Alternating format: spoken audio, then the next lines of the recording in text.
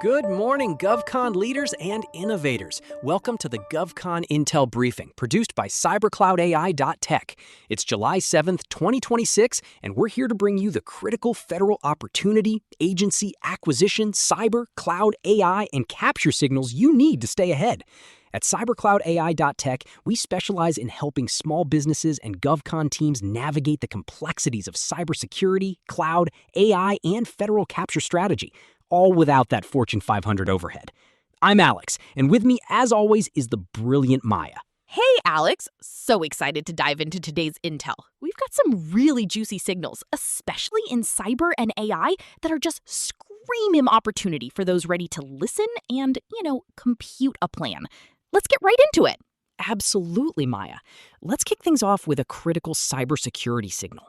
Federal News Network is reporting that government organizations must double down on efforts to combat what they're calling living off the land attacks.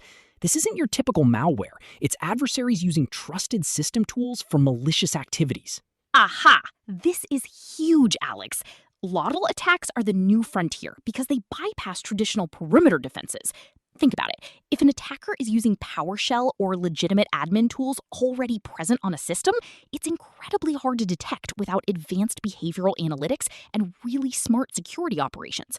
For our listeners, this means agencies need solutions that go beyond signature-based detection. We're talking about endpoint detection and response, security information and event management, and AI-driven anomaly detection. This is a prime area for companies with deep expertise in proactive threat hunting and zero-trust architectures. It's not just about blocking, it's about understanding and responding to subtle misuse. That's a fantastic point. It shifts the focus from just preventing entry to monitoring and understanding what's happening inside the network. Definitely a strong signal for cyber firms to refine their offerings around insider threat detection and advanced persistent threat capabilities. Moving from cyber to AI, and staying in the defense sector, Defense Scoop reports that the Pentagon just awarded an $80 million task order for AI-enabled tech to defend Air Force bases against small drones.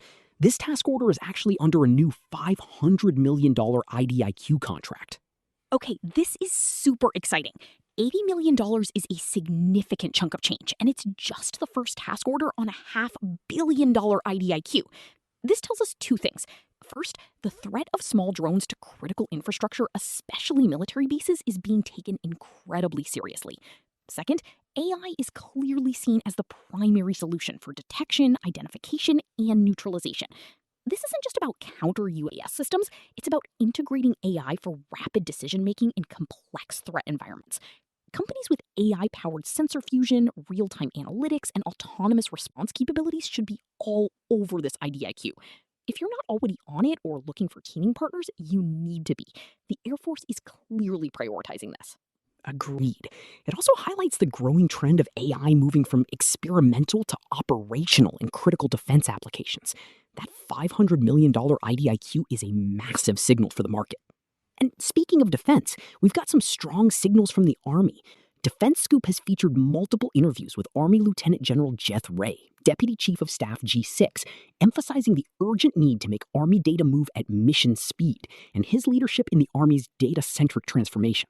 Yes, Lieutenant General Rey is a key figure here. His vision for data centricity isn't just about collecting more data. It's about making that data actionable at the tactical edge.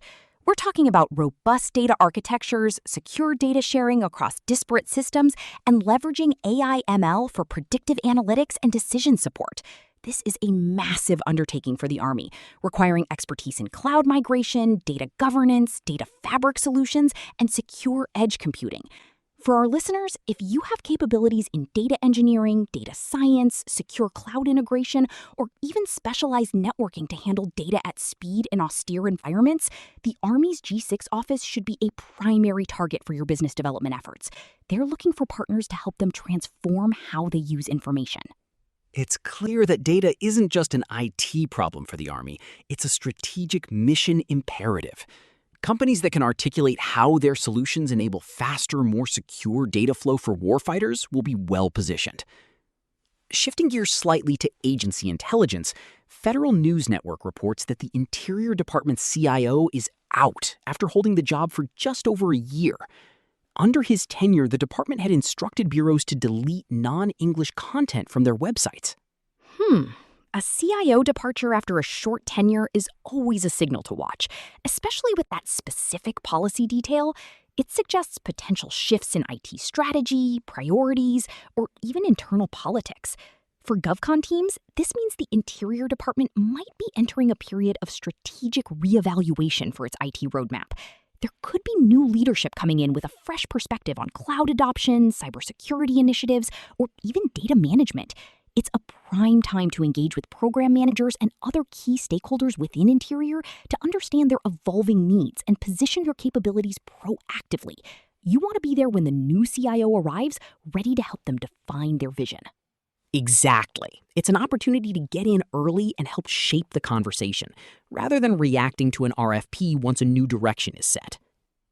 Another significant piece of customer intelligence, particularly for our cloud and compliance-focused listeners, is from FedScoop. They're reporting that FedRAMP 2026 isn't just a compliance update, it's a new operating model, shifting towards continuous evidence and away from static documentation. This is a game changer, Alex. For years, FedRAMP has been seen as this massive, one-time documentation hurdle, but continuous evidence means cloud service providers need to have real-time automated processes for monitoring, auditing, and reporting their security posture. This isn't just about getting an authority to operate, it's about maintaining it with ongoing, verifiable proof. This is a huge opportunity for companies offering automated compliance tools, continuous monitoring solutions, and security orchestration, automation, and SOAR platforms. If you're a CSP or a FedRAMP consultant, you need to be retooling your approach now. The old way of doing things is going to be obsolete. It's about building security into the operational fabric, not just bolting it on for an audit. That's a great way to put it, Maya. It's a move towards a more dynamic and robust security posture, which ultimately benefits everyone. For our listeners, if you're helping agencies or CSPs achieve or maintain FedRAMP, this is your moment to shine with innovative continuous compliance solutions. Let's turn our attention to broader market movements. Defense Scoop has new details on DOGE's downsizing efforts at the DoD. A GAO report indicates the Pentagon's workforce shrank by roughly 10.7% during the height of the Trump administration's DOGE implementation efforts. This is a fascinating signal, Alex. While the report references past efforts, the implications of workforce downsizing in an organization as vast as the DoD are always relevant. A smaller workforce often means an increased reliance on technology to maintain or even enhance operational capabilities. It creates a demand for automation, AI-driven efficiencies, and smart solutions that allow fewer people to accomplish more.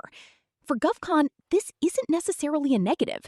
It means there's a strong market for tools and services that improve productivity, streamline processes, and provide advanced analytics to optimize resource allocation.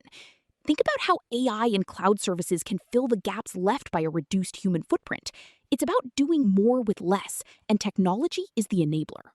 That's a very practical take on it, Maya. It reinforces the idea that even with workforce reductions, the mission doesn't shrink. In fact, it often intensifies, creating a greater need for innovative tech solutions to bridge those gaps and maintain readiness. All right, Maya, we've covered a lot of ground today. Let's distill this into 3 practical capture actions our listeners can take right now. Absolutely, Alex. For our first action, I'd say deep dive into Lot L defense strategies and position your cyber offerings.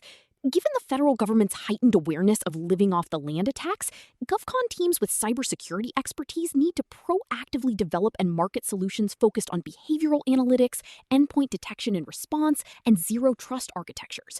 Don't just talk about firewalls. Talk about detecting the misuse of trusted tools. Engage with agency CISOs and security operations teams to understand their current challenges in this specific area and demonstrate how your solutions provide continuous visibility and rapid response. That's a sharp focus.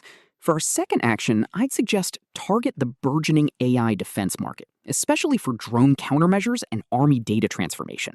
The $500 million IDIQ for AI-enabled drone defense is a clear indicator of a massive, ongoing need. If you have AI capabilities, particularly in computer vision, sensor fusion, or autonomous systems, you need to be pursuing this IDIQ or seeking teaming partners already on it. Simultaneously, leverage the Army's push for data-centric transformation, led by Lieutenant General Jeth Rey. Position your AI and data engineering solutions as critical enablers for making Army data move at mission speed, focusing on secure cloud integration, data governance, and actionable intelligence at the edge. Perfect. And for the third action, I'd say proactively adapt to FedRAMP 2026's continuous evidence model and monitor Interior Department leadership changes. For any cloud service provider or compliance consultant, the shift to continuous evidence for FedRAMP is non-negotiable. Invest in automated compliance tools and continuous monitoring capabilities now.